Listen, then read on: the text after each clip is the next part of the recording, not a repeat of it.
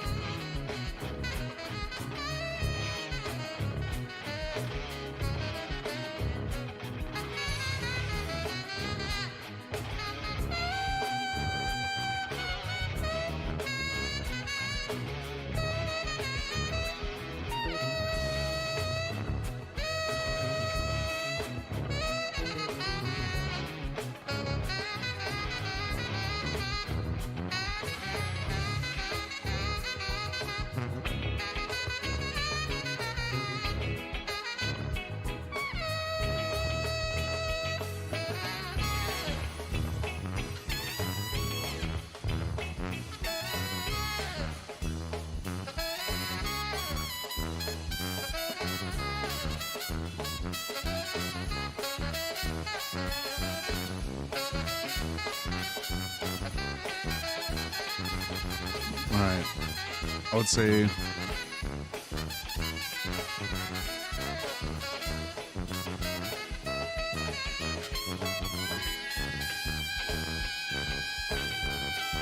okay. I'm not super interested in Obama's presidential library. Honestly, don't really care. But what makes me love this event is knowing that MAGA and Trump are watching this and they're fucking pissed. There's no way they're not pissed off. Didn't sleep good last night. Starting a little late today, but man, this gives me a nice boost knowing that MAGA's super pissed off watching this. So enjoy the show.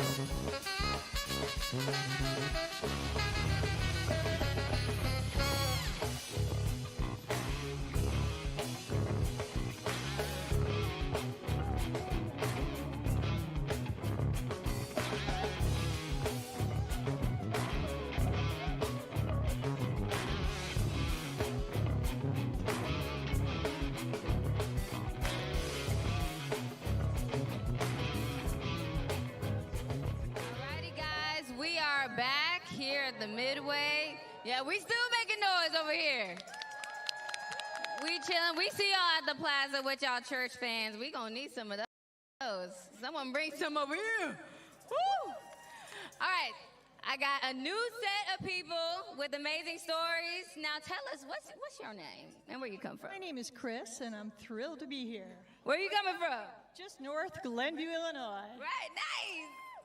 Now, how excited are y'all to be here? I love it. It's such an honor. I love the Obamas, and I just love it. It's just a wonderful celebration. Beautiful. How about you guys? Y'all excited? We're super excited. We're here from the south side of Chicago, Bronzeville, home with Flossmoor, north side. You know, we're celebrating, and we are super excited to be here. Christian is 15 years old. Oh my gosh. You know, she's celebrating with all of us. Yeah. How is this for you? This is my first time at a real historical event. I'm really excited. I love music. I love Obama. I'm just glad to be here.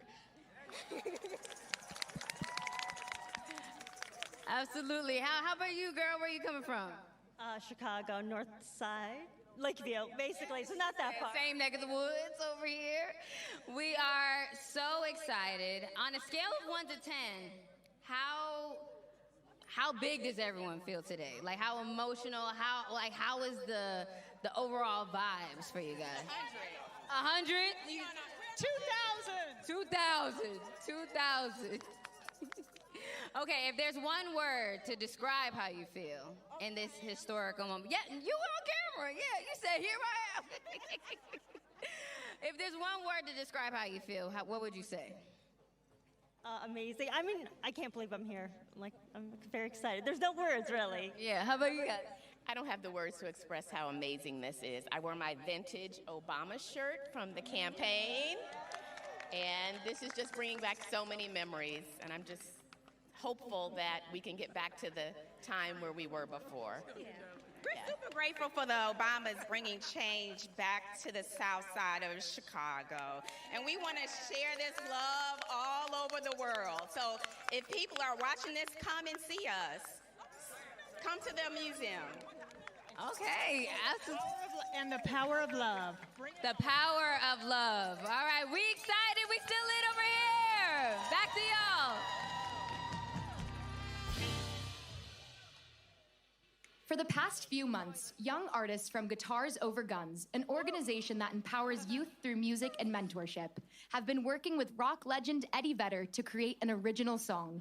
Every note, every chord, every lyric. Please welcome Chicago icon and the voice of Pearl Jam, Eddie Vedder and Guitars Over Guns.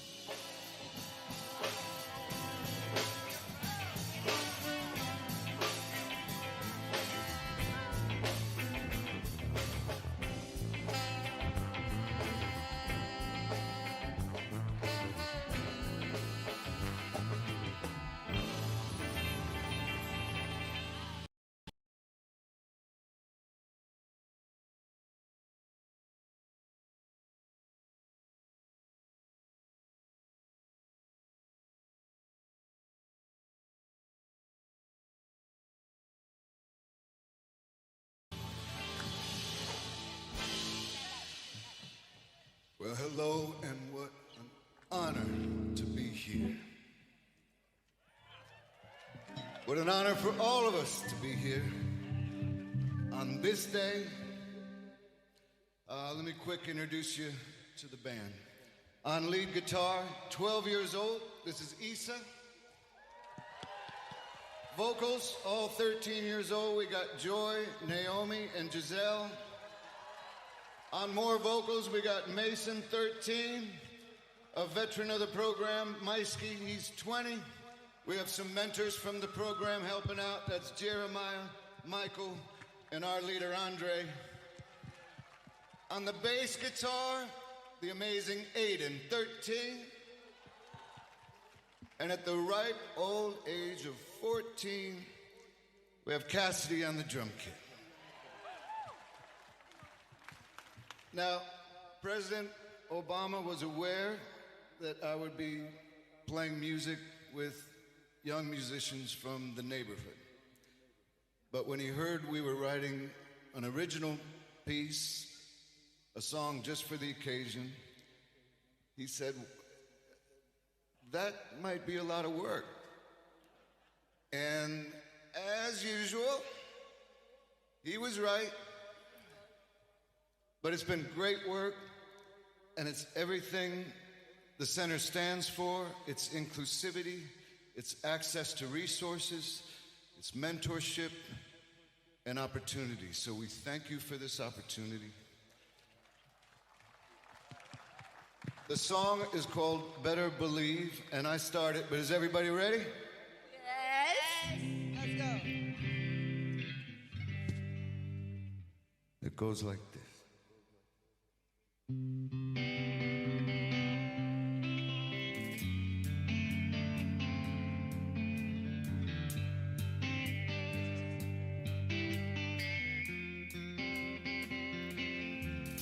Today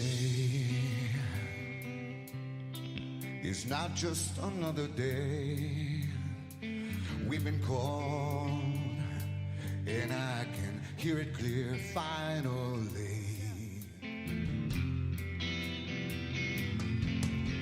If I can say what I want to say and be the one I want to be, there's been no one who can take my place.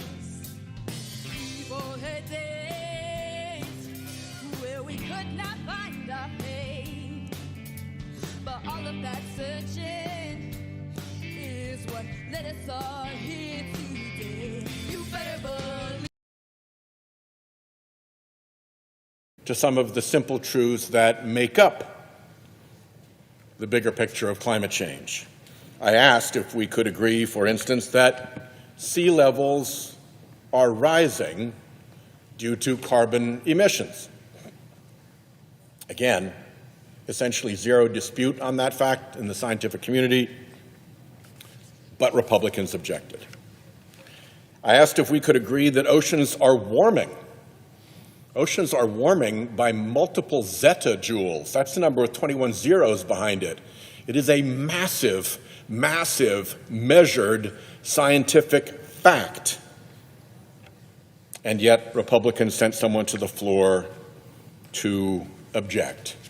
Again, there is essentially no non-fossil fuel funded science disputing any of this.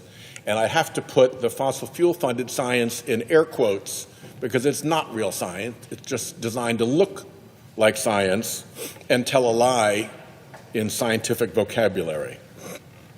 So, if the environmental realities are too much for the Senate to acknowledge, perhaps my colleagues will at least recognize the economic threats that are emerging.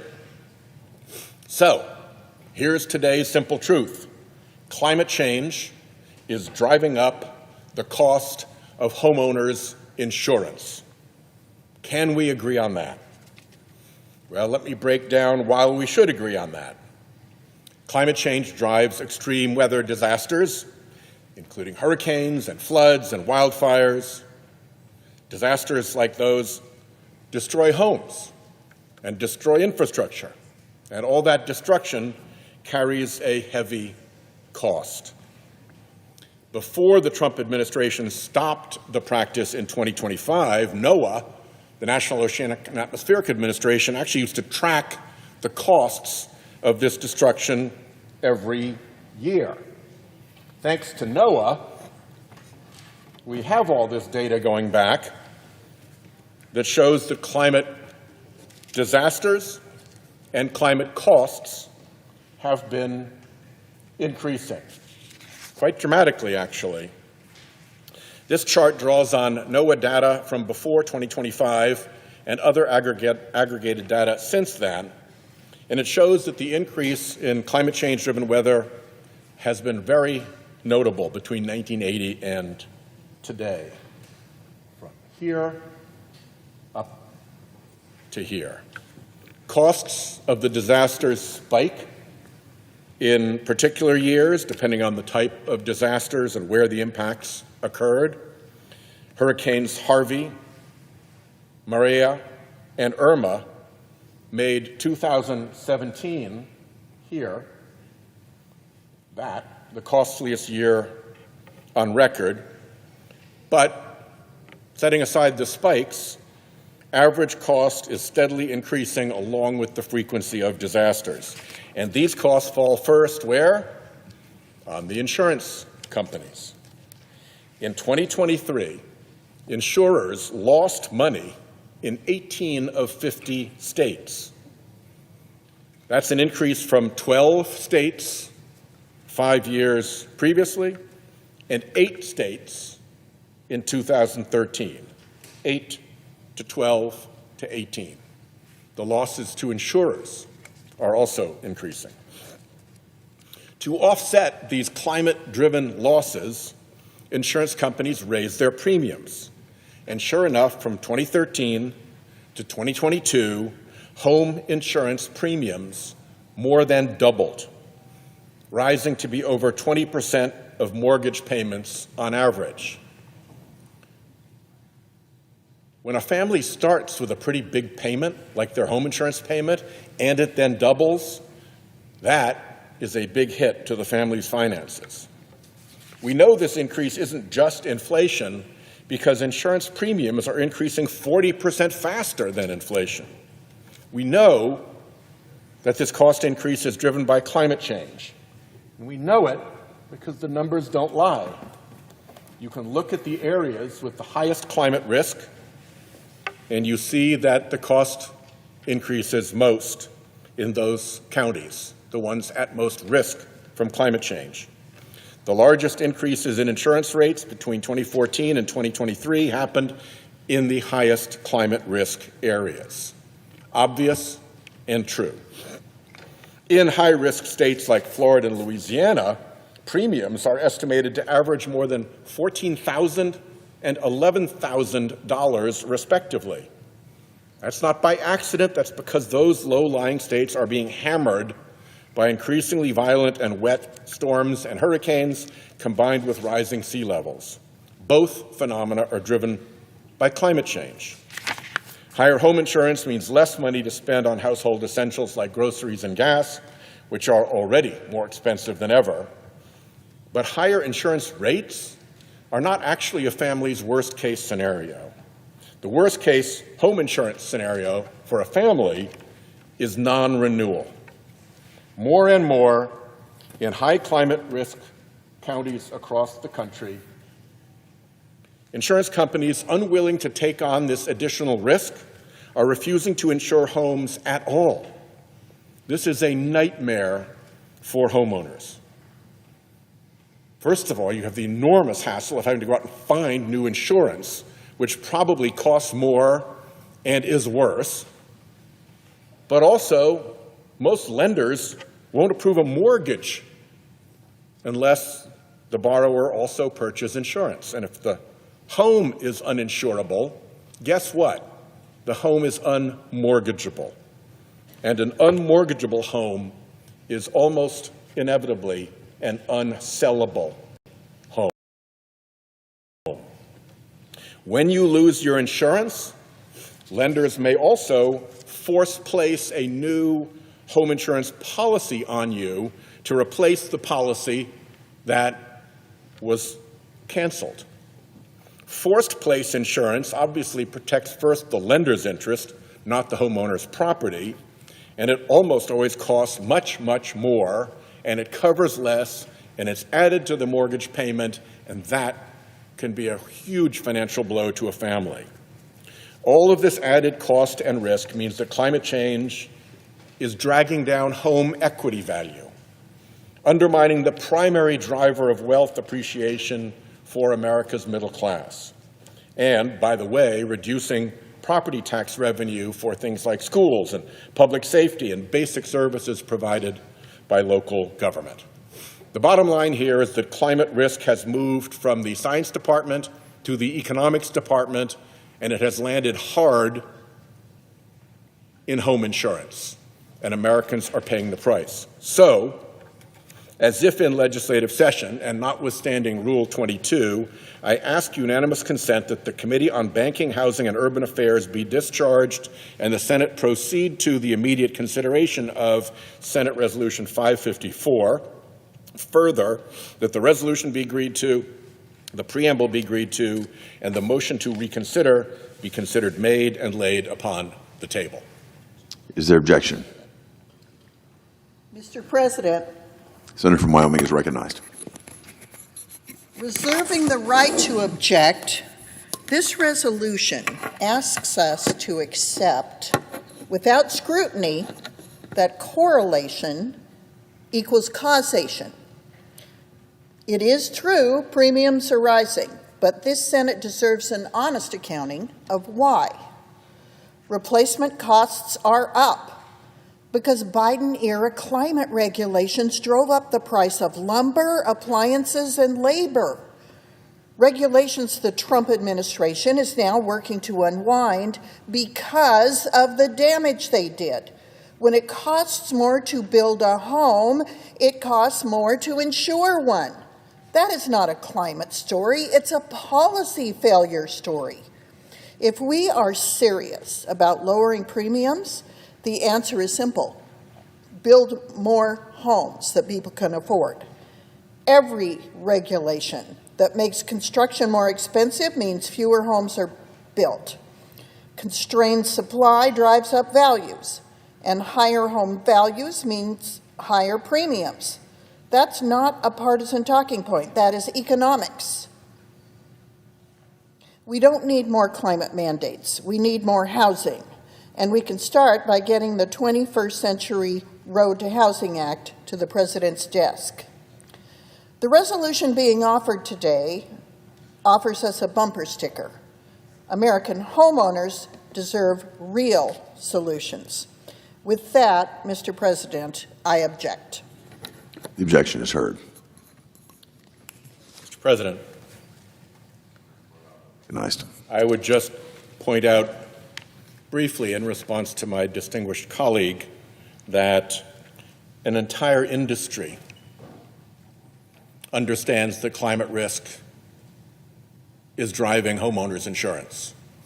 The home insurance industry is actually under both a business model requirement and a fiduciary legal obligation to do its very, very best to predict risk, figure out what is driving that risk, and act accordingly.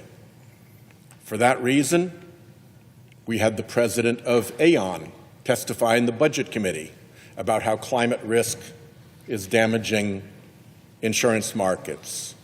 We have an editorial by a board member of the biggest insurance company in the world, Allianz. We have warnings from the risk manager, former risk manager of Goldman Sachs. We have warnings from the former head of the Bank of England, now the Prime Minister of Canada. We have warnings from the Home Mortgage Association. We have warnings from the International Financial Stability Board. There is an enormous amount of very solid and responsible data that comes not out of the environmental community, but out of the financial community, warning about the looming great climate insurance collapse. And if we refuse to pay attention to it, we will fail in our duties. I yield the floor.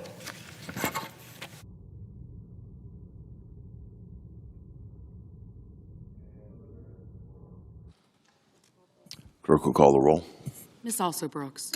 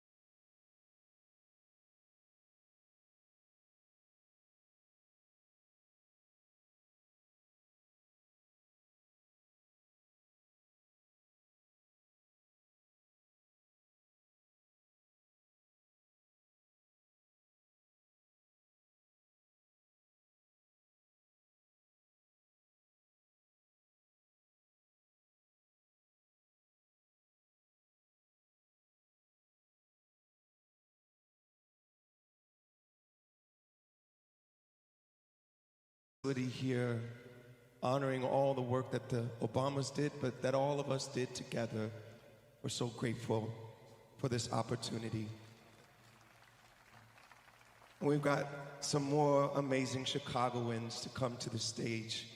Please welcome this incredible choir, United Voices of Chicago.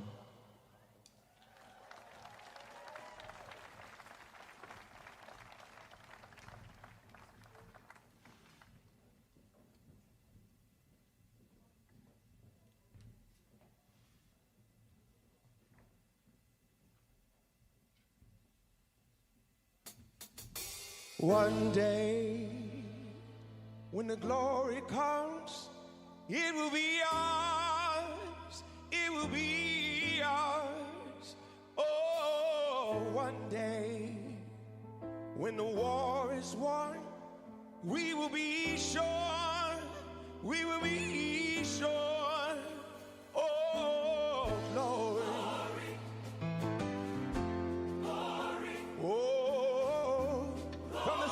Please welcome Common. Hands to the heavens, no man, no weapon. Formed against us, glory is destined. Everyday women and men become legends. Sins that go against our skin become blessings. The movement is a rhythm to us. Freedom is like religion to us. Justice is juxtaposition in us. Justice for all just ain't specific enough. One son died, his spirit is revisiting us. True and living in us. Resistance is us. That's why Rosa sat on the bus. That's why we walk through Chi-Town with our hands up. When it go down, we woman and man up. They say stay down, and we stand up. Shots, we on the ground, the camera panned up. King pointed to the mountaintop, and we ran up. One day, when the glory comes, it will be ours. It's ours. It will be ours. The glory is ours, Chicago. Oh, one day, America, when the war is won, the world, we will be sure. So sure. We will be sure. Oh, glory.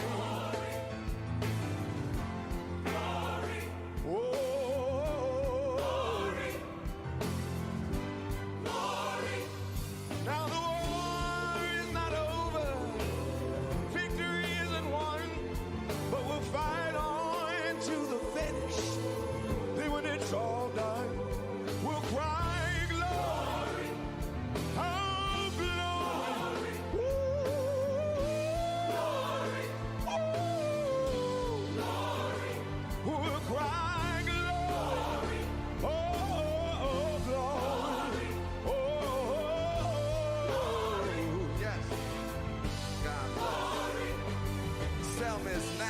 every man, woman, and child. Even Jesus got his crown in front of a crowd. They march with the torch, we gon' run with it now. Never look back, we done gone hundreds of miles. From dark roads, heroes, to become a hero. Facing a league of justice, his power was the people. Enemy is lethal, a king became regal. Saw the face of Jim Crow under a bald ego. The biggest weapon is to stay peaceful. We sing, our music is the cuts that we bleed through. Somewhere in a dream he had an epiphany.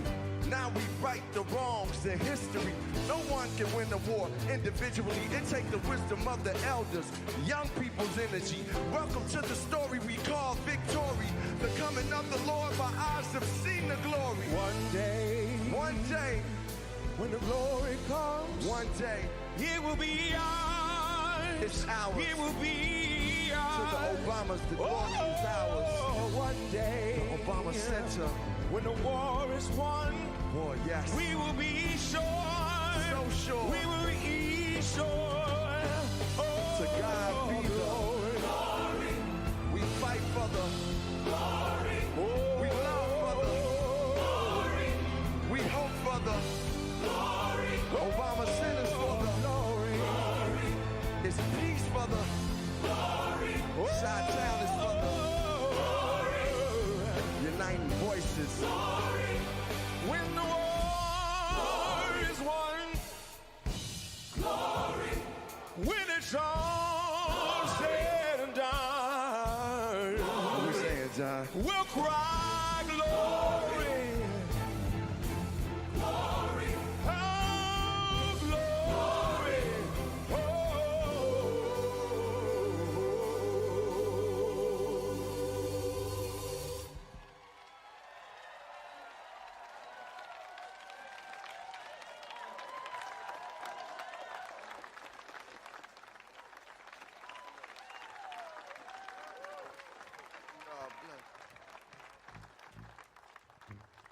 The Girls' Opportunity Alliance helped her reach for her dreams. Growing up just down the block, this aspiring filmmaker is now shaping the stories of tomorrow.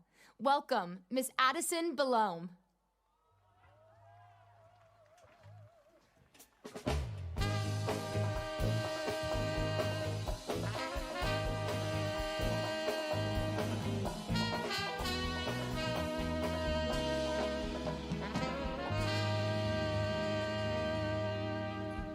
Good afternoon, everyone. My name is Addison Belome. I'm a film director, a rising sophomore at the University of Southern California School of Cinematic Arts. And most importantly, I was born and raised right here on the south side of Chicago. Being here today as a presenter at the Obama Presidential Center is a tremendous honor.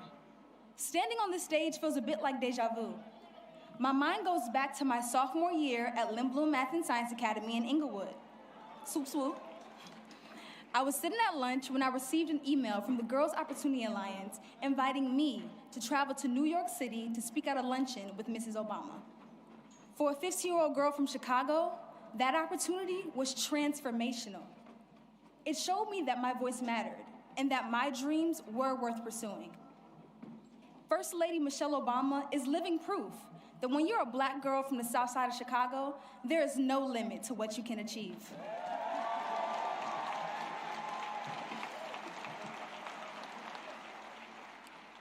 Raised in South Shore and educated at Whitney Young High School,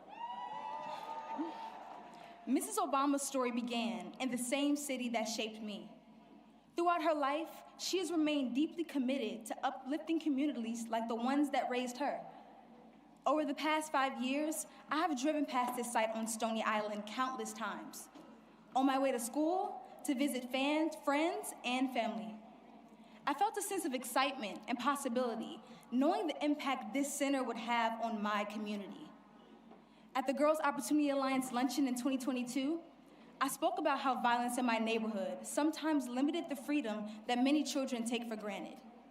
But today, because of spaces like this one, generations of young people on the South Side will have greater access to education, opportunity, community, and inspiration.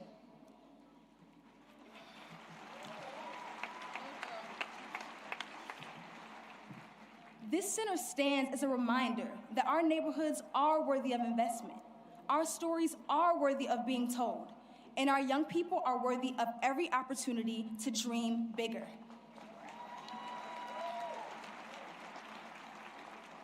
Now, I have the extraordinary privilege of standing before you as I introduce a woman who took a chance on me, inspired me to dream bigger, and has been a constant source of inspiration in my life. Please join me in welcoming the one and only First Lady Michelle Obama.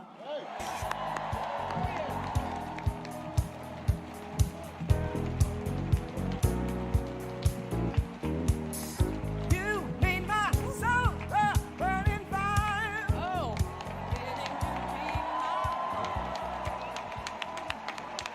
well, my goodness. I got my tissue in hand. I don't know about all of you. Wow. Hello, everyone, and what a beautiful day, right? Nothing like a project by my husband to bring out the sun. Let me start by thanking Addison for that magnificent introduction and for exemplifying the heart, excellence, and determination that has blossomed right here on the South Side for a very long time. I also want to send some love to everyone who made this day a reality. The construction workers, landscapers, designers, the architects, artists, chefs, our staff, our board members, our donors. Barack and I simply cannot thank you enough for the care and brilliance you poured into every square inch of this campus. I also want to recognize all of the elected officials and distinguished leaders from around the city, the state, the country, and yes, the world. Thank you for being here to celebrate with us, especially to all of my fellow formers, to Joe and Jill, George and Laura, Bill and Hillary. Thank you from the bottom of my heart for your service to our country over so many years. And for your constant friendship and support of our family. We love you guys, truly. Oh, to our daughters, Malia and Sasha, who will always be my babies. Even though we're no longer playing hide and seek on the South Lawn with Bo or hosting sleepovers in the solarium. I see a lot of some sleepover girls here. You both have grown into such brilliant and beautiful young women, making your way out there in the world. Thank you for bringing so much joy and spirit and energy to a life you had no voice in choosing, and for making us proud every step of the way. Love you, babe.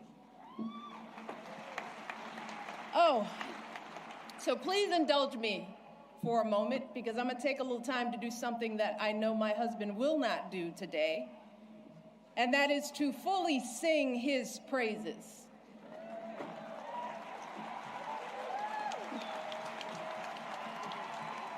Barack, you gotta look at me.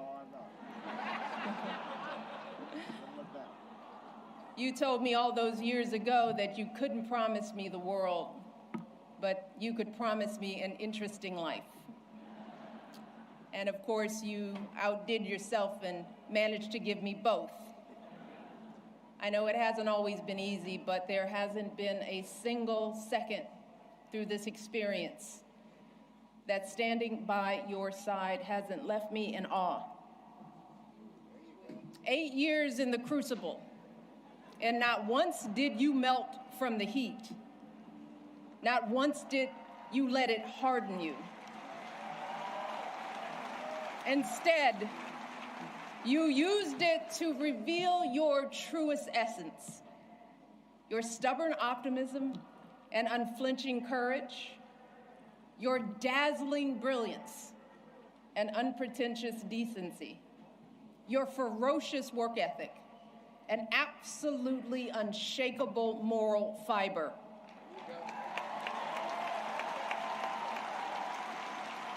And to do it all as a first, and the higher standard that comes with all that, the claims that a U.S. senator and constitutional law expert wasn't qualified for the job, the lies about your birthright, your faith, your patriotism, the outrage when you stated the biological fact that if you'd had a son, that he too would be black.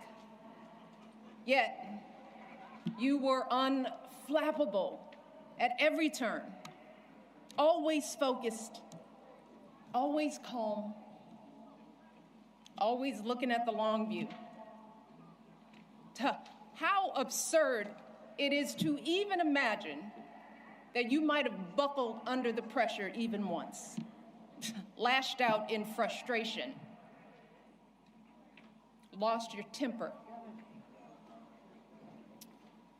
How absurd it is to imagine that you might have done anything but make our family and this entire country proud.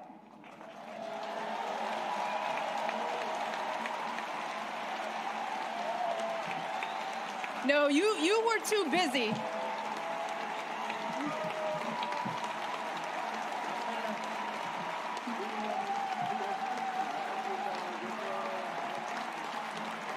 I'm not done, y'all.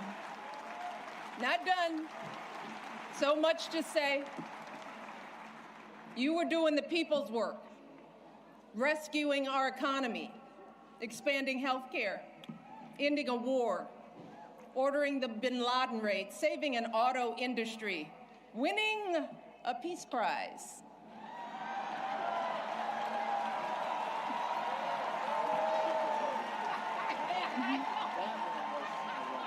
Keeping us safe from Ebola, regulating the banks, standing up for marriage equality, listening to science, and comforting an entire nation in the face of unspeakable tragedies. And you did it all with such grace and class and cool that you made the hardest job in the world look like a walk in this beautiful park. Your mother, Toot, Gramps, you are a tribute to their love. They are up there grinning and hugging today because you never forgot who you are and where you came from. Single mother, working hard to get by and get an education and show her son the world. Grandparents who didn't have much, but they had the perfect recipe to nurture your flame. You never forgot the folks in the union halls and church basements here in Chicago, where you first put your ideals to this test. You never forgot all the voters you registered and students you taught and neighbors you organized. You never fell for the temptation of a quick fix or an easy payday. You never changed from that idealistic summer associate who showed up on that rainy day when we first met without an umbrella. You always gave us the very best within you, and in doing so, you reminded the rest of us that we could too. Barack, there are no words to express how proud I am of the way you showed up and continue to show up every single day. It has been an honor to be by your side. You have made me a better person and have given us all an example that we should strive to emulate. And I hope you know, there is truly no higher calling than that. All right, to all of you joining us today, our invited guests, and everyone listening and watching from afar. The Obama Presidential Center was created as a beacon of hope, a monument to our unshakable values, the ones my husband has exemplified his entire life: equality, empathy, honesty, inclusion, fairness. And especially during these anxious and divisive times, it is so important that we remember that those values are not unique to my husband. They are the same ones that your husbands and wives, your parents and children, your friends and neighbors exhibit and pass on. Every single day, millions of people in this country wake up doing their very best to live decent and purposeful lives. Yeah, we're all tested in one way or another. And there are plenty of times we all fall short. But deep down in our hearts and souls, we all know right from wrong. We know selflessness from greed, righteousness from injustice. We understand that we all rise and fall together, that every last one of us is an invaluable contributor to the greatness of America. And I'm talking about the workers living paycheck to paycheck, hoping to give their kids a better future. The teachers using their own money to take their students on field trips. The business owners struggling to meet payroll but refusing to close their doors. All those folks sweating over stoves to provide meals for their communities. Folks shivering in the freezing cold to deliver our packages, picking up trash to keep our parks clean, volunteers dedicating their weekends to coaching t-ball or directing the church choir or mentoring a child. That's where the truth of this country lies. Not in grabbing as much as we can get for ourselves or knocking folks down to prop ourselves up, but in the overwhelming goodness, the relentless striving, the quiet dignity that is inside all of us. Our greatest hope is that this center can reflect back just a fraction of that light, that it can capture the beauty of who we all are, no matter what we look like, or where we come from, or how much money we earn, or how we pray, or vote, or speak, or love.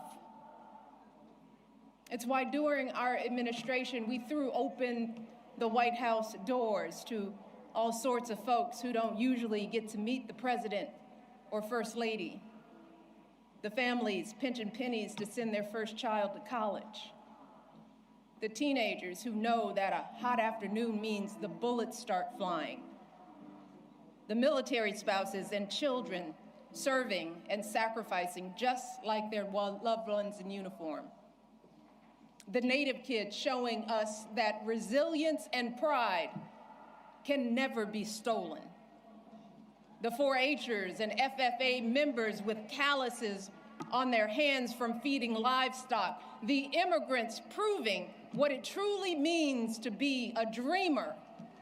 These folks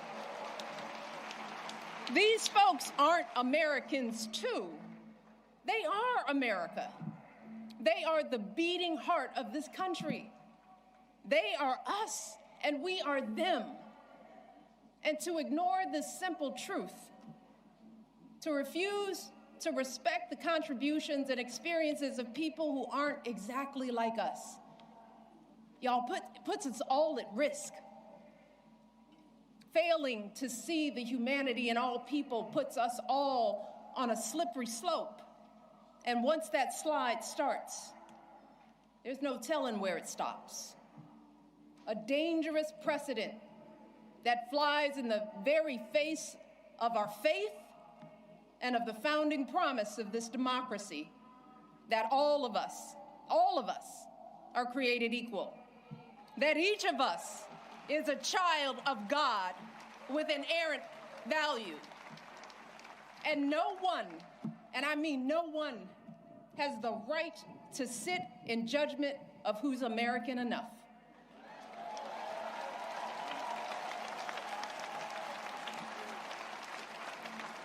And that's why, folks,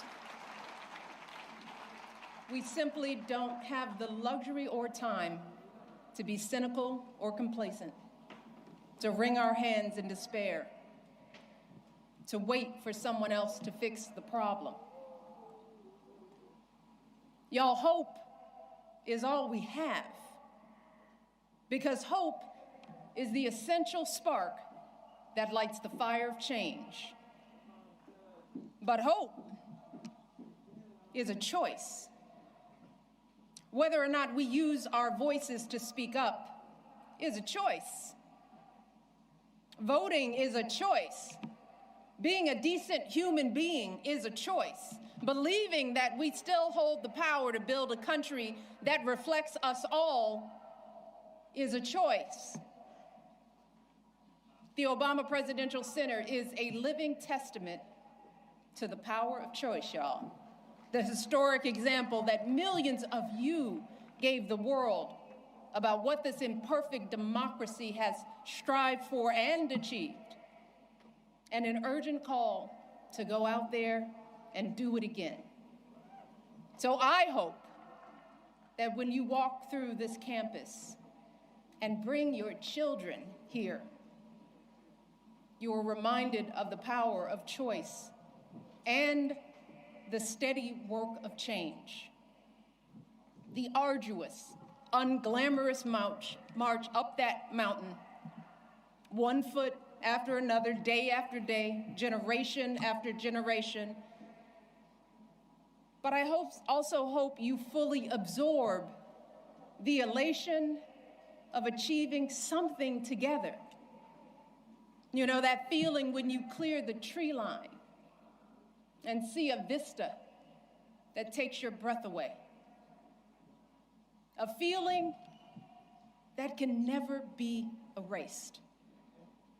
And I know that can be hard to grasp right now, when everything feels so upside down, when fact and fiction run together, when folks seek to stifle speech, limit access to education, devalue diversity, erase the inconvenient parts of our history, when our phones constantly buzz with the latest outrage. So I hope that this place can offer a respite from all that, at least for a little while. I hope it can reignite the optimism and empathy and ambition that has always powered this country's greatest change. So we want you to come here and put away your phones and talk and laugh and cry, because you won't cry, and make new friends. Get your hands dirty in my garden. Push your baby on a swing in the playground. Have a romantic picnic on the great lawn.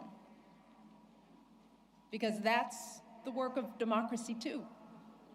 Being neighborly, taking care of public spaces, having some fun, enjoying each other, shaking out of the isolation and division that have crept too deeply into our lives.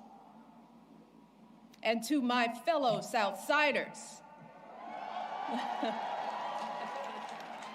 I want you all to make this campus a part of your lives. Be inspired by the world-class art. Check out the books from our beautiful public library and bring them back on time. Drop some beats in the recording studio, hit some corner threes at home court, hold birthday parties, jumpstart clothing drives, host citywide cleanup days here. Use this campus to show off this place we call home. This joyful place where Marion and Fraser Robinson taught their two kids to dream big. This hopeful place where an unknown guy with an unknown name took flight. This stubbornly optimistic place where family after family scrapes and claws and laughs and dances their way to a better tomorrow. That's what this has always been about.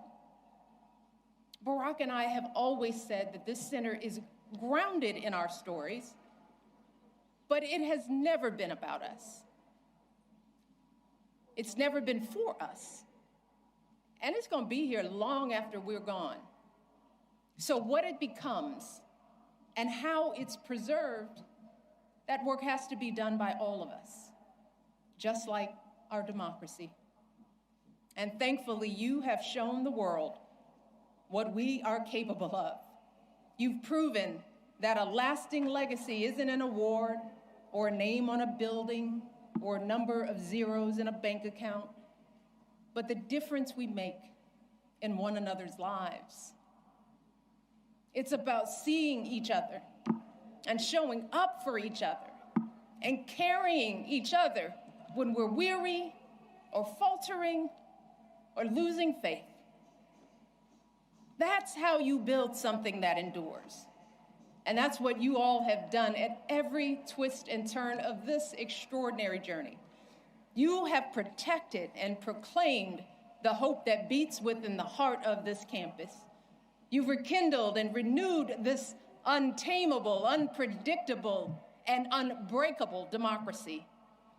And I know that you all are going to astonish us even more in the months and years ahead, because you all have proven beyond a shadow of a doubt that when we truly see each other, when we strive to bring out the best in ourselves and one another, oh, there is no limit to how high we can go. Thank you all. I love you all. God bless you, and God bless this country we love.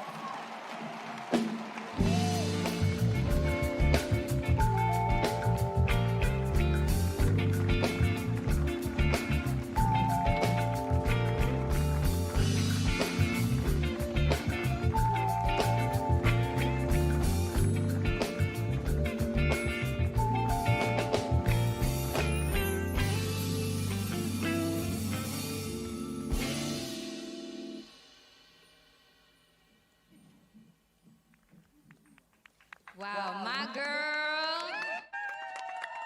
I love her so much. Mrs. Obama talked about the power of community, and moments like this matter because, listen, somewhere in this crowd is a future filmmaker, a future teacher, a future entrepreneur, a future creator, a future anything. Days like today can change the way we see what's possible for ourselves. Now, we got all the future change makers over here. How are we feeling? Good? Listen, I'd love to start with you because, listen, we was watching together Mrs. O's speech, and I saw you in tears. What does this mean to you and your sons, and what does this mean as a whole being here in this moment? It means absolutely everything. I brought my two boys from California so that they could see a leader that was a part of everything: integrity, honesty, true leadership, a beautiful love for his wife. So it means everything. Well, we are so excited. And listen, not only are we excited, we are so happy to keep moving forward, keep the energy alive, and we'll check back with y'all soon.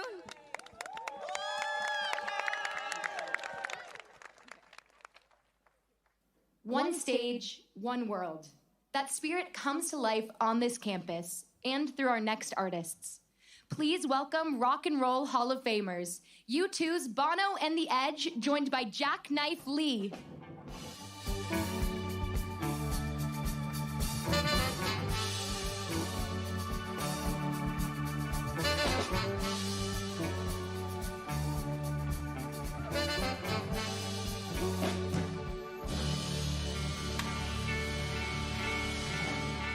Roots in the house.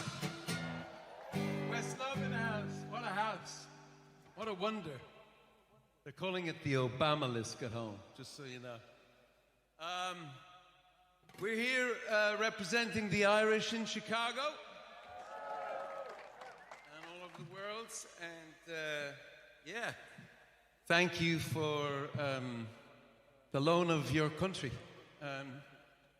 Some of us might not be, some of us are not giving it back. So. we go.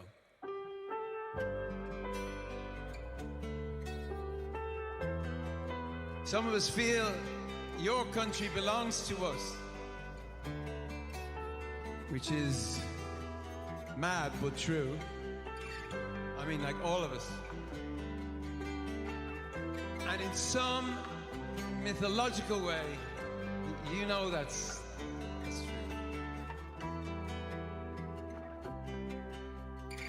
The more you see, the less you know. Sometimes you better and grow. How much knew more then than I do now. Neon hard day glow eyes, city lit by fireflies. They were advertising in the skies for people like us. And I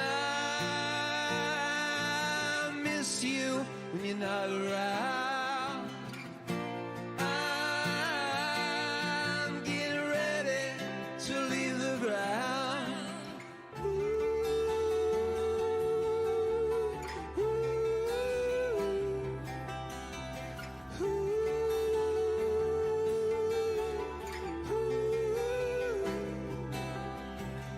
Oh, you look so beautiful tonight.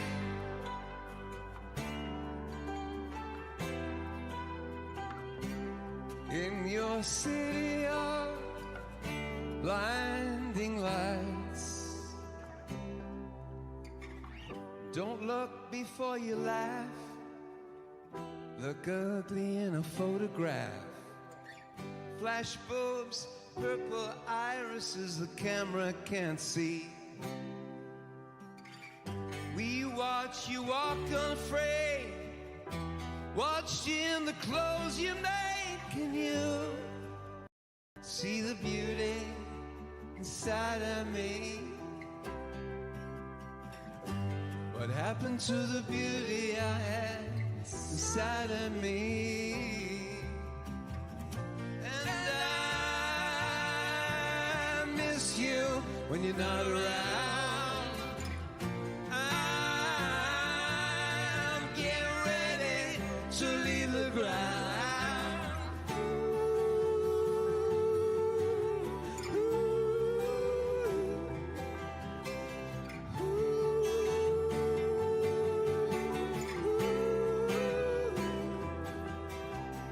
Oh, you look so beautiful tonight.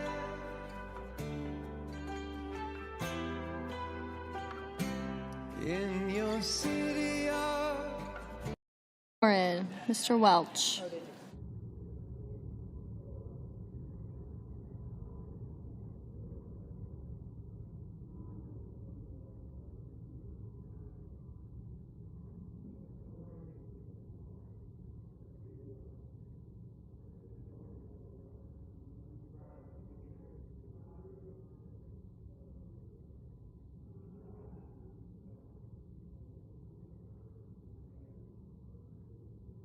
Testing 1 2. Mr. Testing Welch, 1 2. Mr. Whitehouse, Mr. Testing 1 Wicker, 2. Mr. Wyden. Testing 1 2. Mr. Young.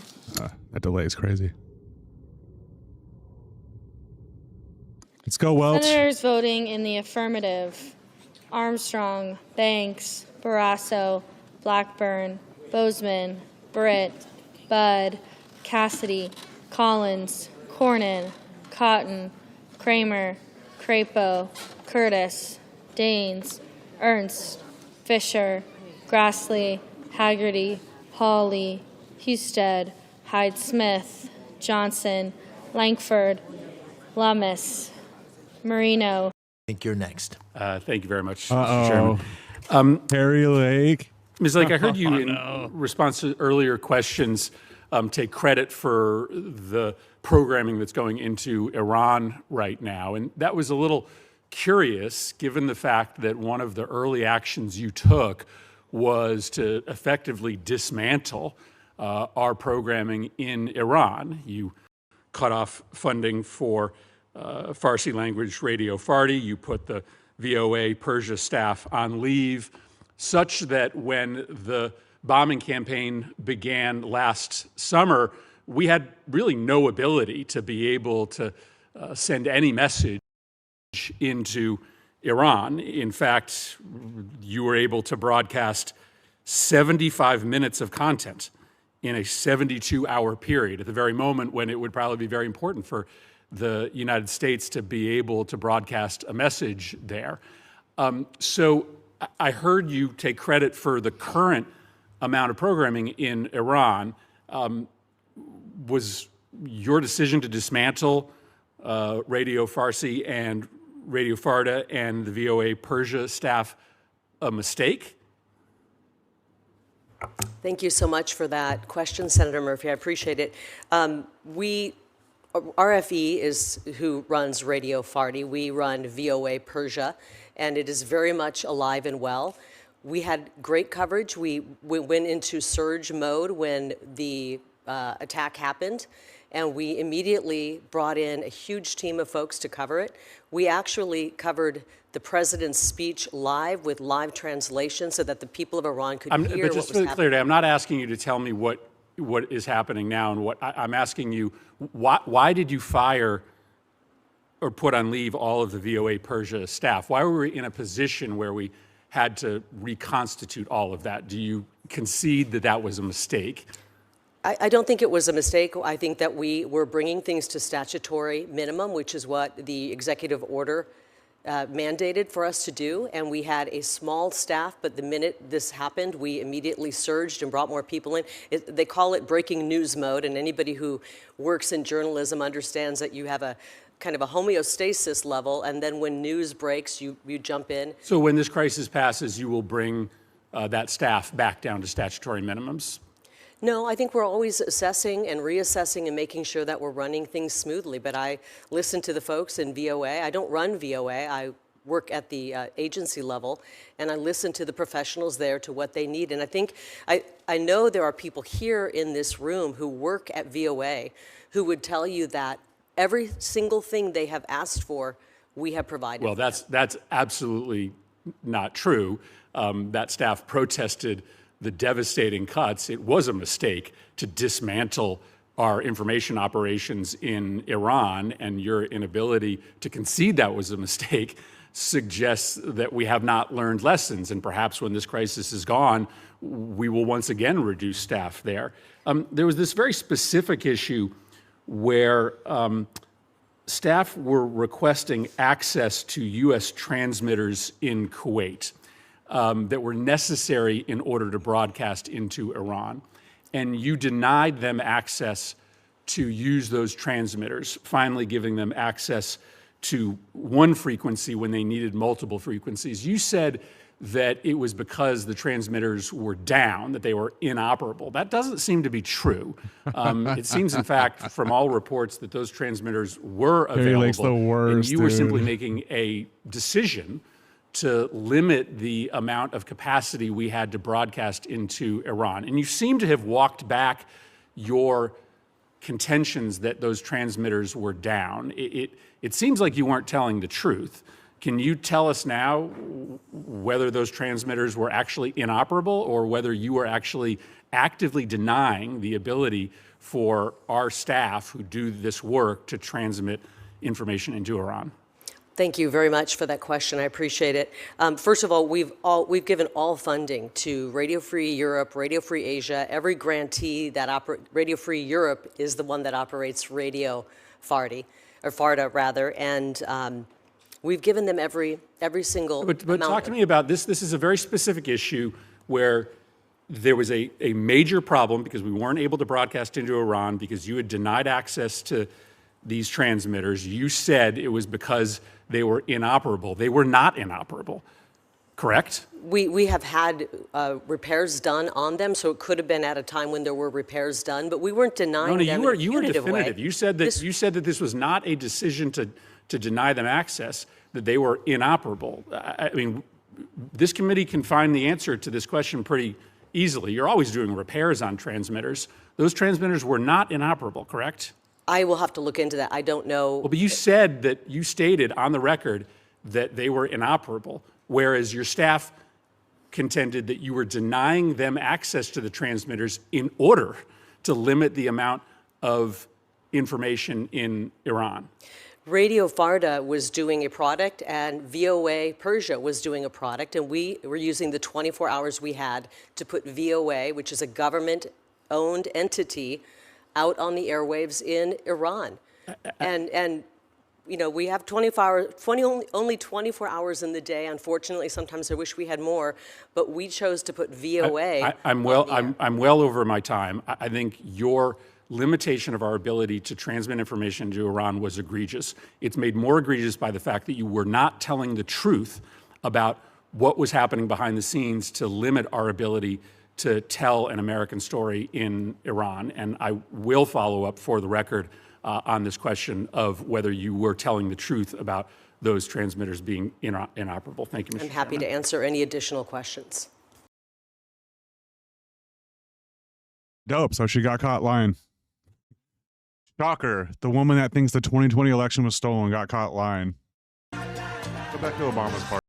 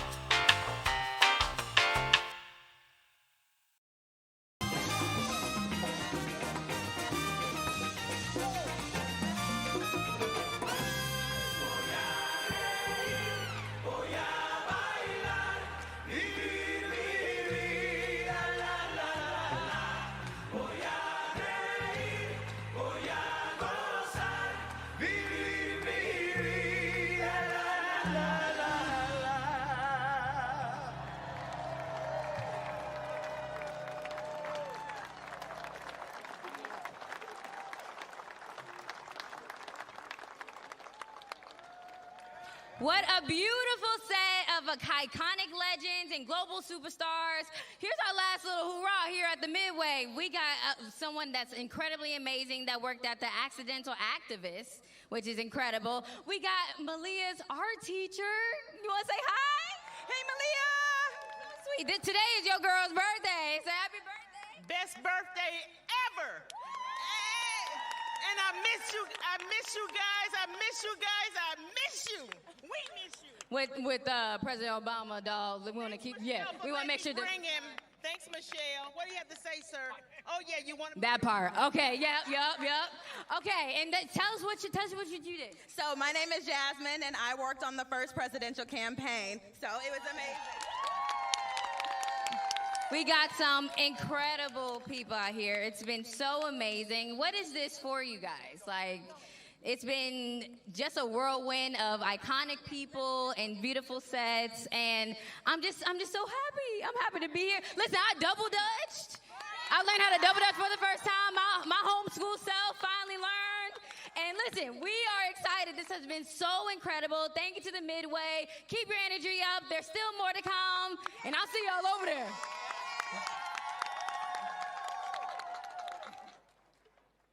All the way from the president's hometown of Honolulu, Hawaii, please welcome an alum of the Obama Foundation Leaders Asia Pacific Program, Dr. Punihei Light.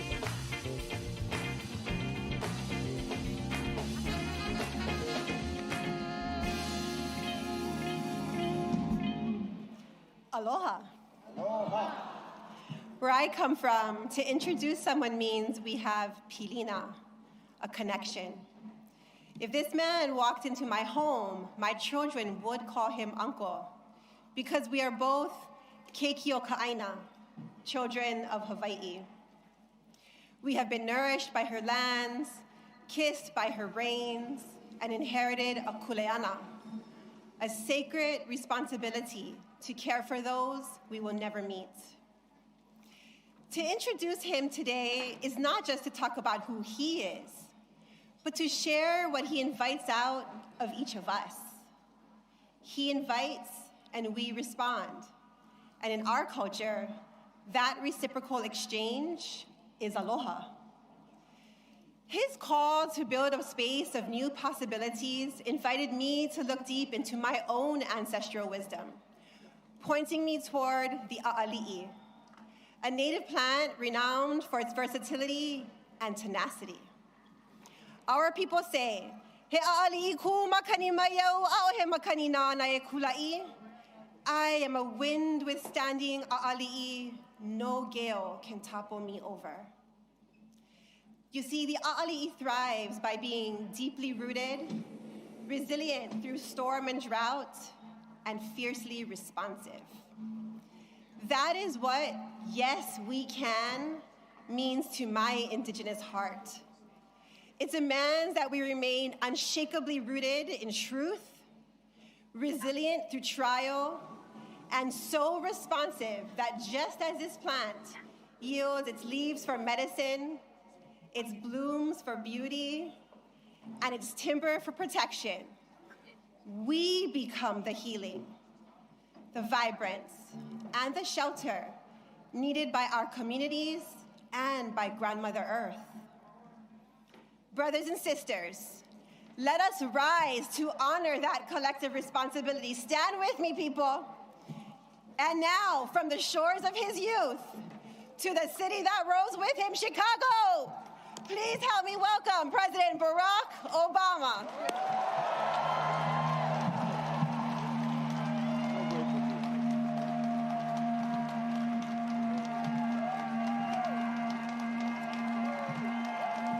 Hello, Chicago. Sweet home, Chicago. Please have a seat. Thank you, Punihei, for that outstanding introduction. President and Mrs. Bush, President and Secretary Clinton, thank you for being with us today and for your devotion to our country. And President and Dr. Biden, thank you for your steadfast partnership for 8 years. Joe, we started as running mates and ended as family. And we would not be here without you. And we are grateful.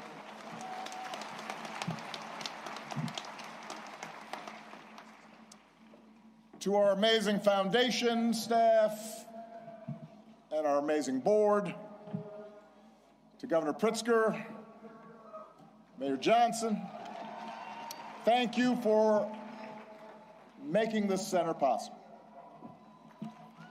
To congressional leaders and foreign dignitaries who've made the trip, I cherish our partnership together and all we got accomplished together. Thank you.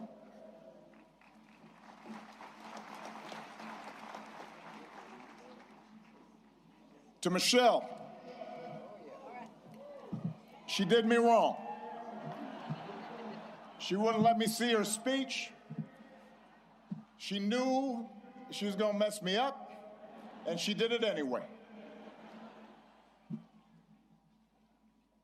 But she's always made me better.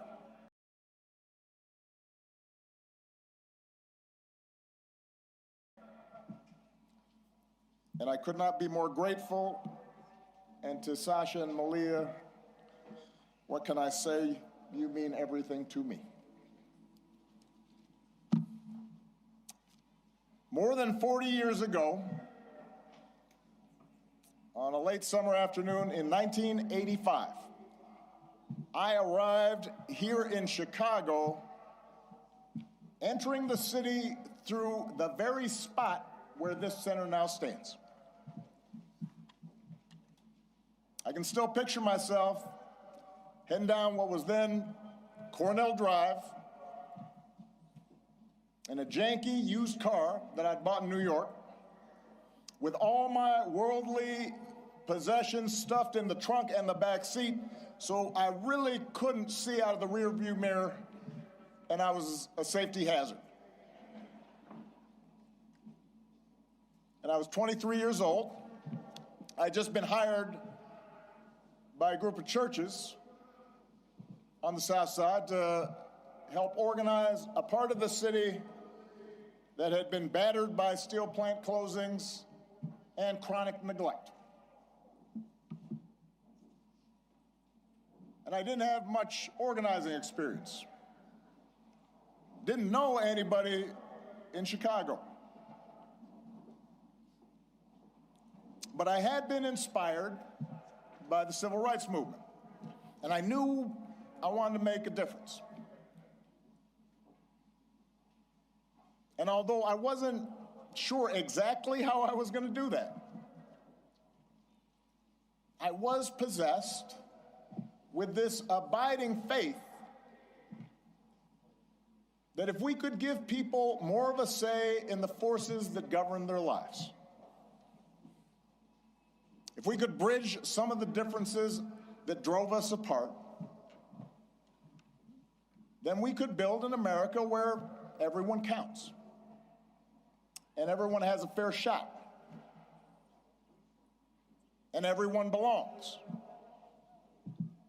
Even a mixed-race kid with a weird backstory and a name nobody could pronounce.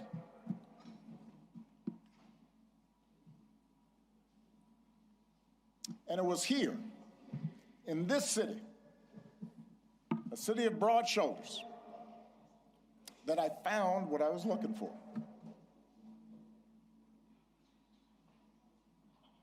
Day by day, block by block, I got to know the people who lived here, their hopes, their dreams, their tragedies and their triumphs. I witnessed their resilience in the face of hardship and the quiet heroism of a single mom raising her kids and sending them to college on a secretary's salary, or the priest electing to stay in the city and open his doors to at-risk youth, even as most of his flock had fled to the suburbs. I learned that leadership has less to do with titles or rank or chasing attention than with helping others find their voice, reaching their potential, and sitting around people's kitchen tables or on their back porches, spending time in church basements, in barbershops. I was reminded that everyone has a story to tell if you just care to listen. Sacred stories, full of courage and humor and grace, and that each of those stories in some way connected to my own. In other words, I found my purpose here, and I fortified my faith here, and I found my community here, friendships that would last a lifetime. And I found a girl from the South Side who has been my greatest blessing. Michelle and I, our wedding reception was over at South Shore Cultural Center. You could walk from here. Our daughters were born right down the street. This is where we bought our first home. This is where our kids took their first steps. This is where I launched my candidacy for the Illinois State Senate over at the Ramada Inn on Lakeshore Drive, serving pretzels and soda, embarking on the path that ultimately and improbably led to this day. So, for me, this center could not be anyplace else.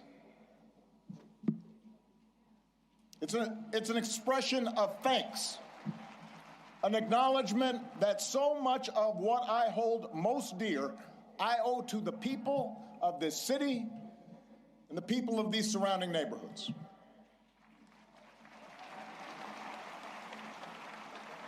And it's why we designed the center not to be some lifeless mausoleum. I am too young for that.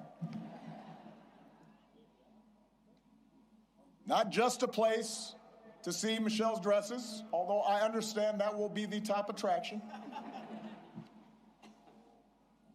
We wanted it to be a vibrant, living celebration of community, where we can learn together and share the joys of art and music and sport and play. Because it's in those moments that we're reminded of our common humanity.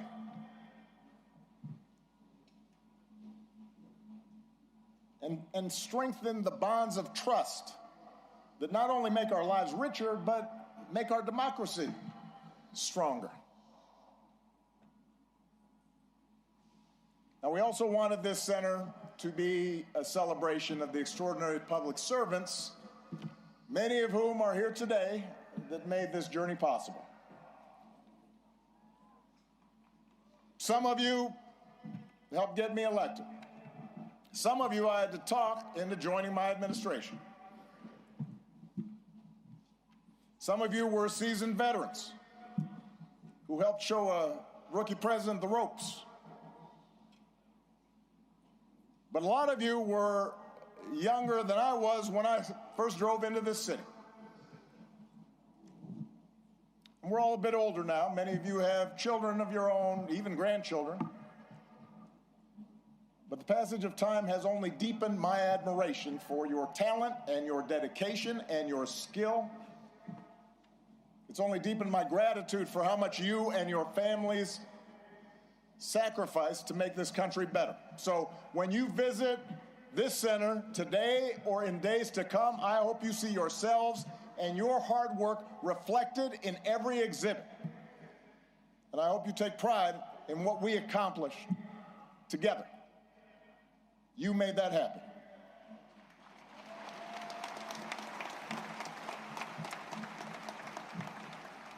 Now, Of course, we did not accomplish everything we set out to do. No administration does. Some of the exhibits reflect unfinished business. In some cases, my own shortcomings and mistakes. In some cases, because, as a sign I kept on the Resolute desk read, hard things are hard. And that's especially true in a big, raucous, diverse, argumentative democracy like the United States of America. Everybody's got an opinion. And that means getting stuff done involves reconciling the demands of a couple of 100 million people. Democracy can be frustrating. It can be slow. It can be inefficient. And yet, more than anything, I hope this center will serve as an affirmation of just how special, how precious our democracy truly is, and remind us what we can achieve when we embrace our shared responsibilities as citizens.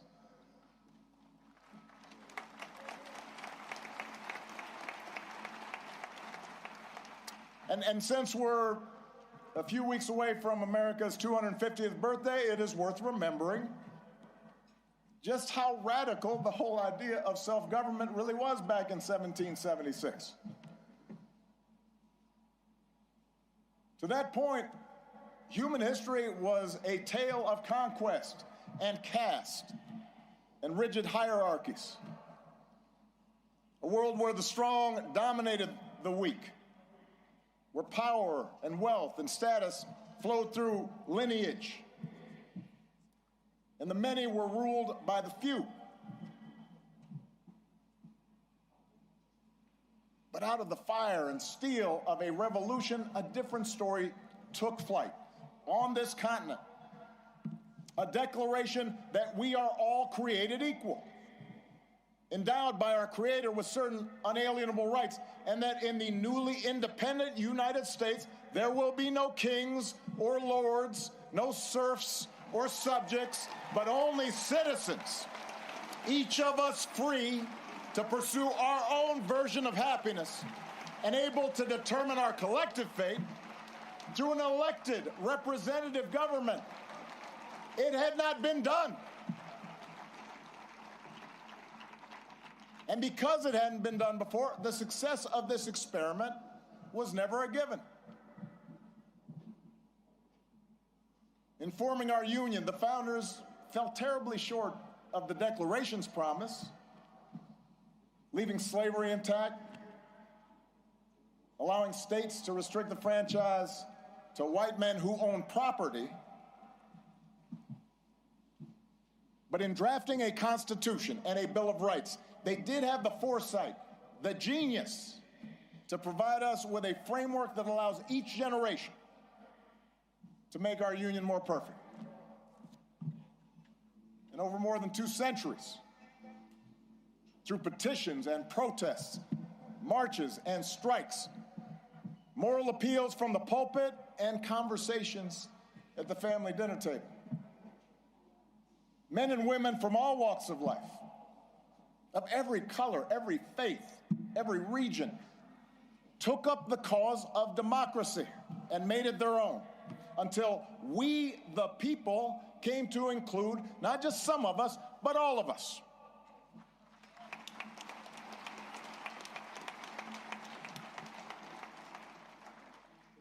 And that's why the story we tell in this building begins not with Michelle's origins or my origins, but with our nation's, with the founding era print of the Declaration of Independence, and a pen and inkstand used by Frederick Douglass, Lincoln's Bible, and a pamphlet by Ida B. Wells, suffragist buttons, and a hard hat worn by FDR's Labor Secretary, Francis Perkins.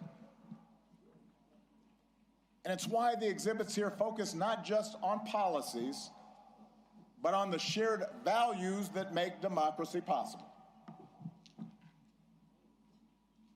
A belief in the intrinsic dignity and worth of all people, and that no one is above the law or beneath its protection. A belief in checks and balances in our government and an accountability that comes with it, an independent judiciary and a robust free press. A belief that our military and law enforcement owe allegiance not to any president or political party, but to the people and our Constitution. A belief in the peaceful transfer of power after the people have spoken in fair and free elections, recognizing that in a large, complicated society like ours, no group or faction gets its way 100% of the time. And a belief that qualities of character, honesty, integrity, kindness, compassion, a sense of duty and honor, those things matter in our public dealings, just as they do in our private lives. These are not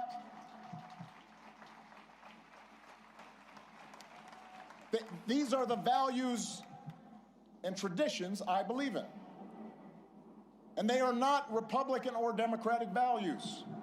They're American values we can all share, regardless of party.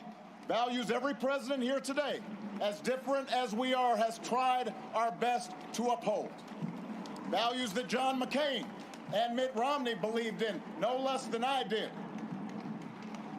It is our greatest inheritance, the story of America at its best, because it reflects a basic faith in the decency of our fellow citizens and the possibility that, despite all of our differences, we can see each other and understand one another and make common cause to visitor to this center takes away from their experience. And that's why if you come for a day and you don't have time to see everything, I would urge you to skip the clips of my speeches. You have heard them all before. In favor of the stories of those ordinary citizens who helped make that change happen. The cancer survivor who feared rising premiums would force her out of her home and was brave enough to speak out about it. She's why we pushed so hard for health care reform. The small business owner trying to keep the lights on. The teenage girl who told me she was worried her dad might lose his job in the auto crisis. They're why we focus so relentlessly on pulling our economy back from the Great Recession. The wounded warrior overcoming debilitating injuries. The gay Air Force major serving her country even when forced to hide who she was. They're why we worked to end Don't Ask, Don't Tell and care for those who've worn our country's uniform and do right by our military families. It's their voices that led to our successes. And while going through the exhibits, I'd also ask you listen to the voices of people around the world who've been inspired by American ideals. Yes, America has made its share of foreign policy mistakes. Our actions have not always matched our rhetoric. We've learned that we can't solve every conflict or stop every atrocity around the globe, but at our best, the United States has been an undeniable force for good in the world. And what I heard on every continent as president is that when American foreign policy lives up to our highest ideals, when we champion human rights and democracy and the sound stewardship of our planet, when we take the lead in eradicating disease and feeding the hungry and educating children, when we encourage cooperation between nations, instead of trying to dominate and bully and squeeze every advantage just because we can. And most of all, when we show through our example here at home that even a country as big and diverse as ours can make democracy work, it turns out all nations, including ours, become more prosperous and secure. And the world gets a little bit brighter.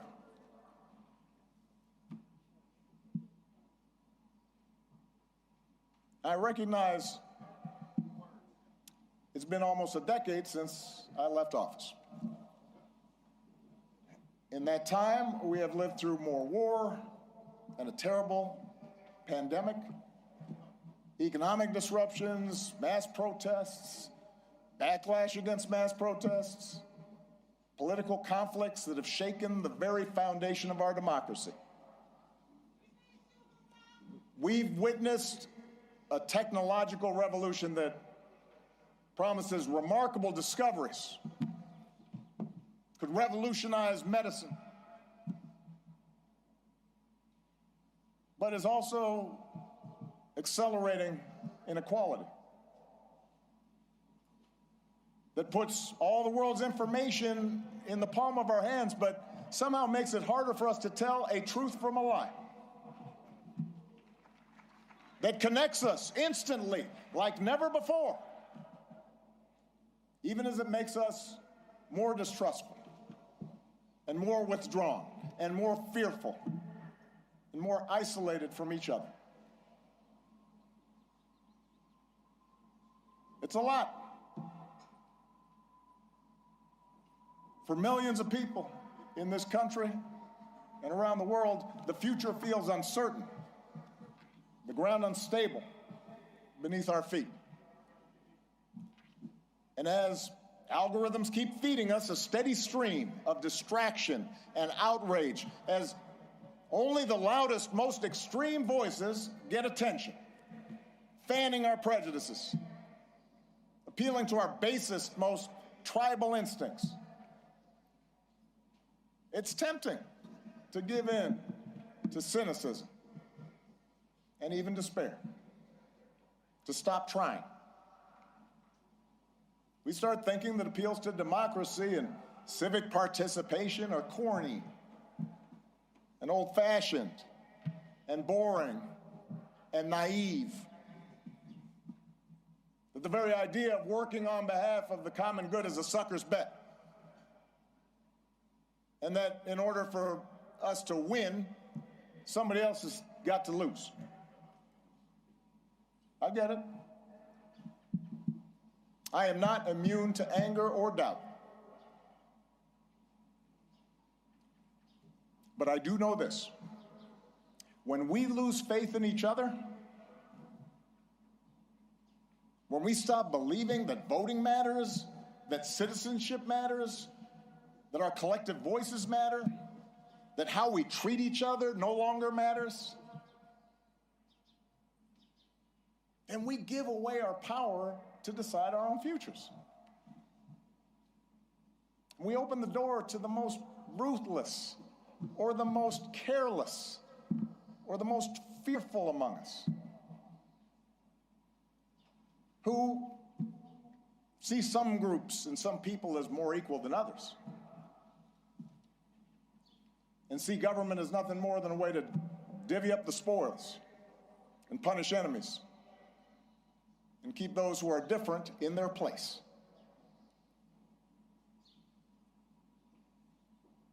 I do not believe that is the story of America that prevails in the end. I don't believe it because for us to give up, for us to give in now, after all this country's been through, to cynicism and division would be a betrayal of our founding ideas, a betrayal of our faith. And I remain convinced that the overwhelming majority of Americans feel the same way. That as unsettled as we are, people aren't looking for perpetual anger and division. They are looking for fairness and common sense and mutual respect. That deep in our gut, We want to find a way to turn towards each other again, not further away.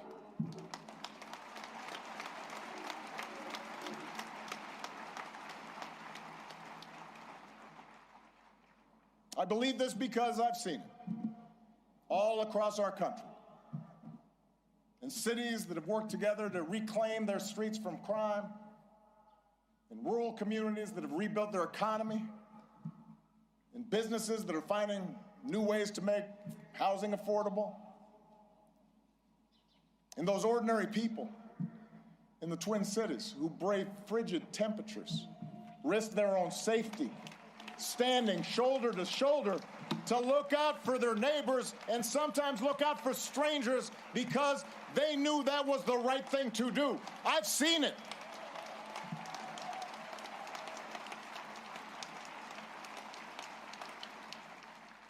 And I've seen it in a new generation of leaders here and around the world, like Puniha and Addison. Leaders who are determined to make our governments and our economies and our societies work for everyone. Obama Foundation leaders like Hannah, a Food Corps member from rural Ohio who's helping ensure every child has access to at least one nourishing meal. Or George, an entrepreneur whose nonprofit helps get unused, unexpired medicine, often at no cost, to people who need it. Or Zuzana, a human rights lawyer in Poland, who's won more than 30 landmark cases. There are thousands, tens of thousands, hundreds of thousands of these young people out there making a difference right now. And this center is devoted to lifting up their stories, giving them the tools and support they need to expand their impact. For while our work is nonpartisan, we are not values neutral. We have a point of view.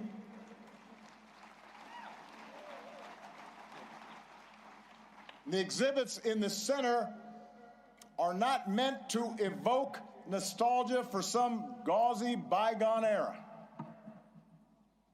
some unattainable past that we can dream about and say, oh, we miss you, Barack. They're meant to remind us of who we can be, to remind us of what's possible, so we can forge ahead, clear-eyed and confident, and do the work that still needs to be done. We can learn from the past, but America's story isn't frozen in the past.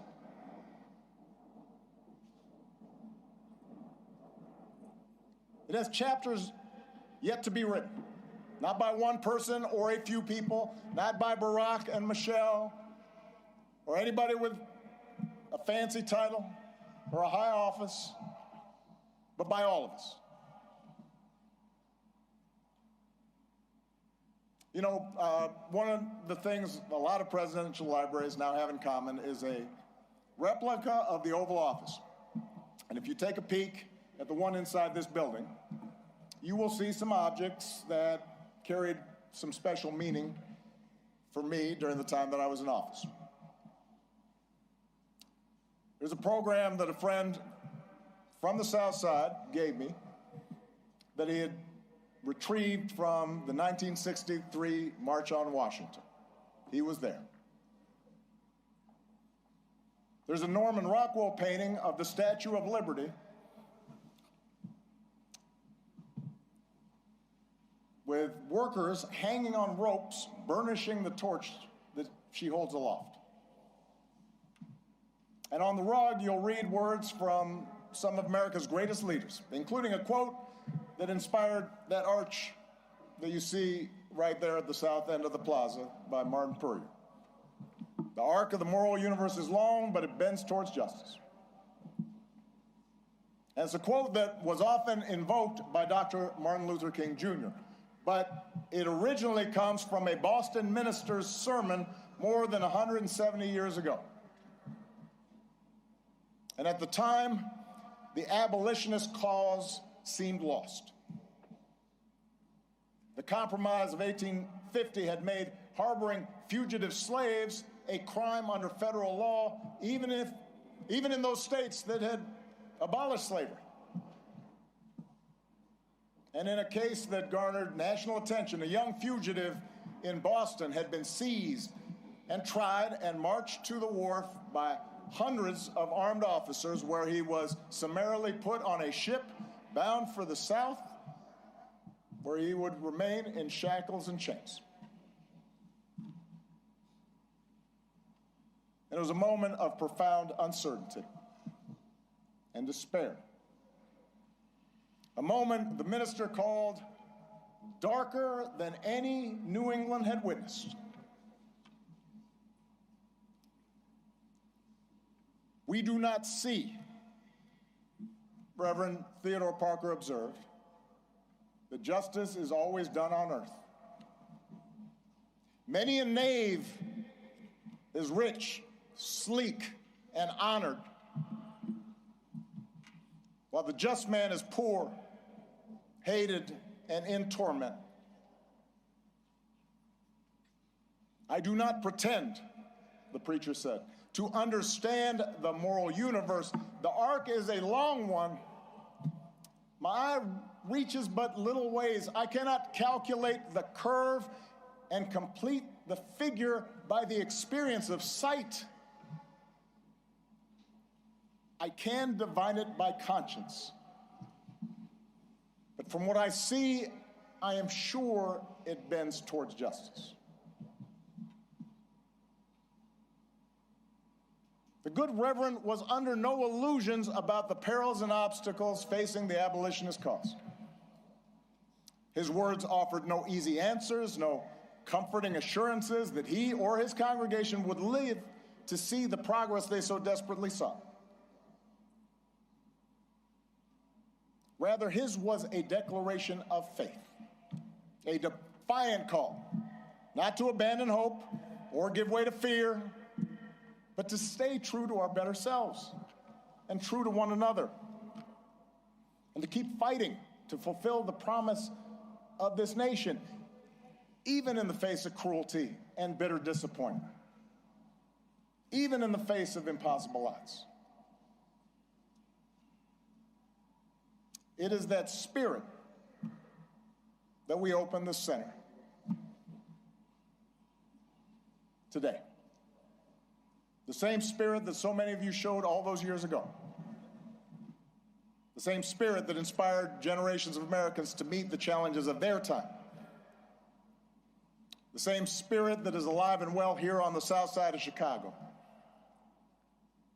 The same spirit that will see America and the world through its present trials.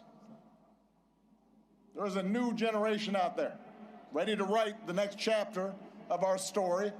We intend to help them do it, and we ask that you join us. Thank you. God bless you. God bless the United States of America.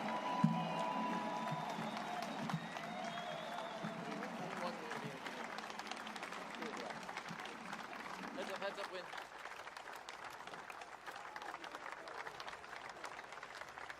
Heads up. Yeah, he's not done.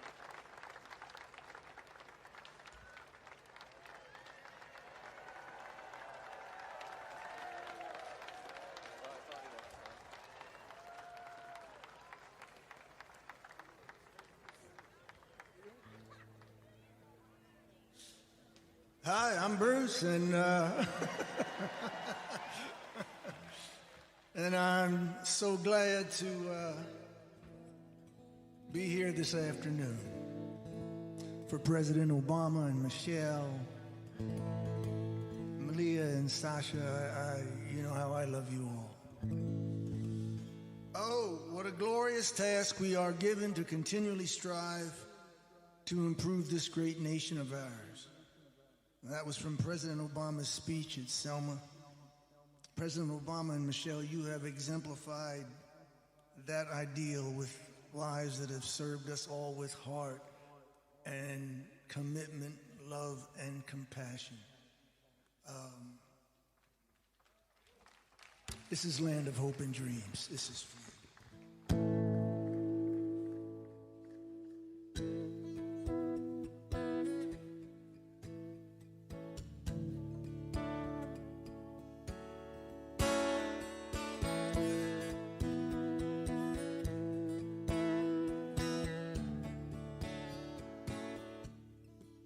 Grab your ticket and your suitcase.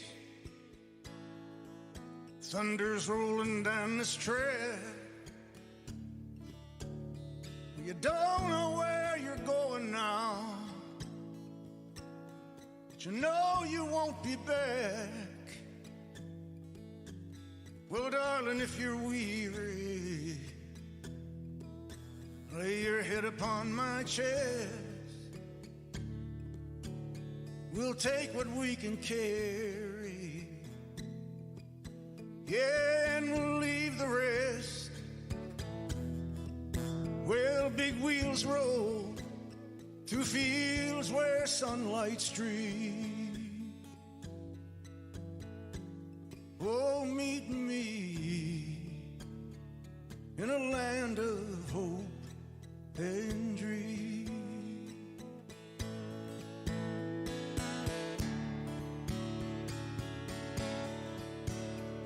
Yeah, well, I will provide for you when I'll stand by your side.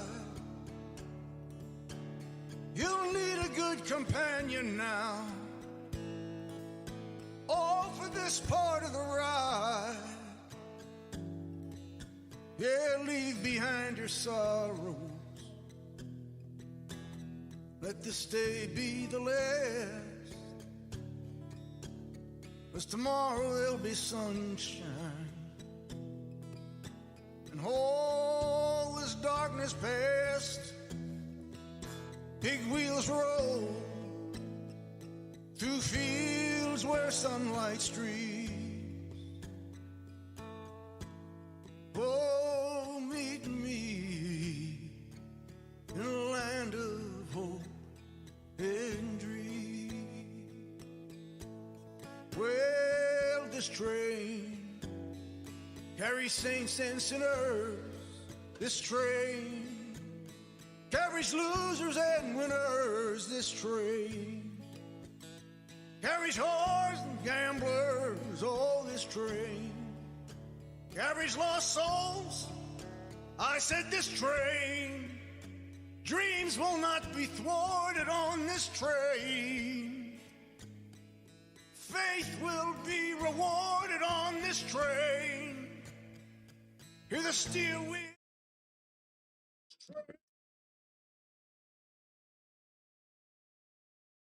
All right, well, this event is a little bit different than what Trump's events have been, to say the least. Interesting. Good for Obama. He deserves it. He definitely deserves it. And it's just the vibe of this is it's so much different than anything that the Trump administration does. It's heartening to see something that's like positive. So good times. It's good opening ceremony. So if you guys enjoyed that, like, share, and subscribe. And I'll see you guys around. Wait, we just got to go a little bit longer. We got to get it to 2 hours here. We're almost there. This is I haven't live streamed in a while, and obviously this was not a good live stream. I've been doing chores and shit like that. But yeah, just trying to get myself set up on YouTube here. There, we just hit the 2 hour mark, a 2 hour stream, even though I didn't really do anything. But gotta start somewhere. Okay. See you guys around.